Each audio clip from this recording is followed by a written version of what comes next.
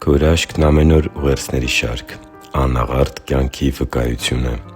Շարունակում ենք շարքը, որը կրում է «Դասեր Դանիելի մարգարեության» գրքից անվանումը։ Մեր հաջորդ հոգևոր դասը գտնում ենք Դանիելի պատմության այն դրվագում, երբ Աստծու մարդը մարած Դարեհ թագավորի արքունիքում բոլոր սատրապների վրա կարգված 3 վերակացուներից մեկն էր։ Դանիելի մարգարեության 6-րդ գլխի 3-րդ խոսքում գրված է. «Այն ժամանակ այս Դանիելը վերակացուներից և սատրապներից ավելի անվանի դարձավ, որովհետև նրա մեջ գերազանց հոգի կար, և թագավորը մտածում էր նրան ամբողջ թագավորության վրա կարգելու մասին»։ Սիրելի՛ բարեկամ, բնական է, որ կառավարման ոլորտում Դանիելի հաջողությունները և թագավորի աչքերում նրա ունեցած կարևորությունն ու հետագա հեռանկարները նախանձ էին առաջացնում կարիերայի սեփական հեռանկարներն ունեցող մարդկանց շրջանում։ Դանիելն իրական խոչընդոտ էր նրանց առաջընթացի ճանապարհին։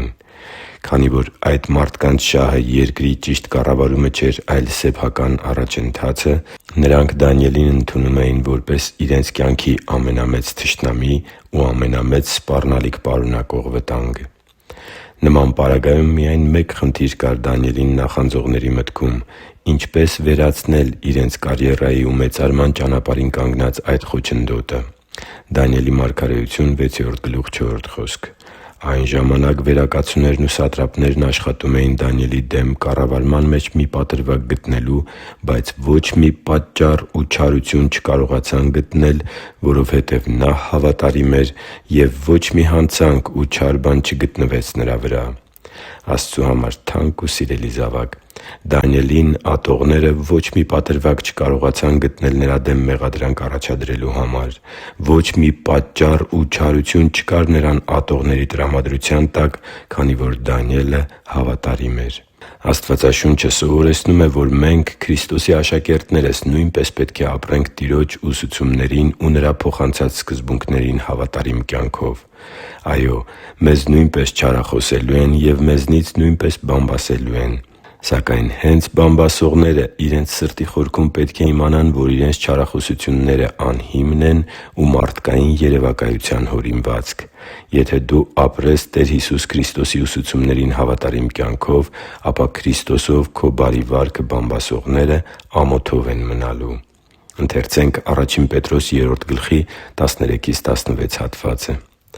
«Եվ ով ձեզ կչարչարի, եթե դուք բարուն նախանձախնդիր լինեք,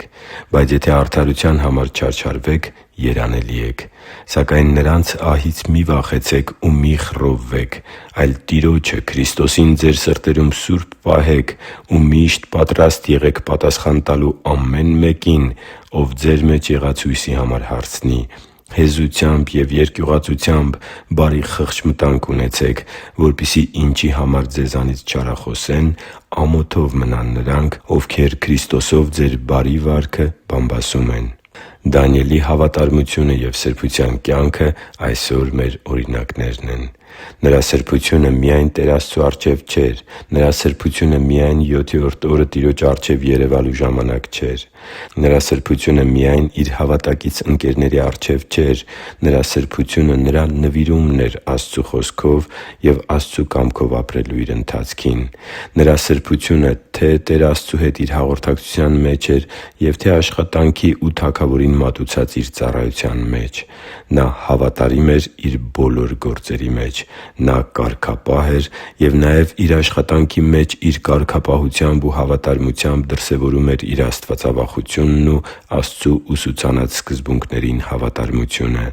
Նրա մեջ գերազանց հոգի կար, և դա Տեր Աստծու պարգևն էր Իր սրբությունը սիրող և Իր կամքին հնազանդությանը փափագող Աստծու մարդուն։ Թող մեր աղոթքն առ Աստված այսօր լինի, որ աստվածավախության ու սրբության մեր փափագը դուրս գա մեր հոգևոր կյանքի շրջանակներից և տարածվի մեր կյանքի մյուս ոլորտների վրա։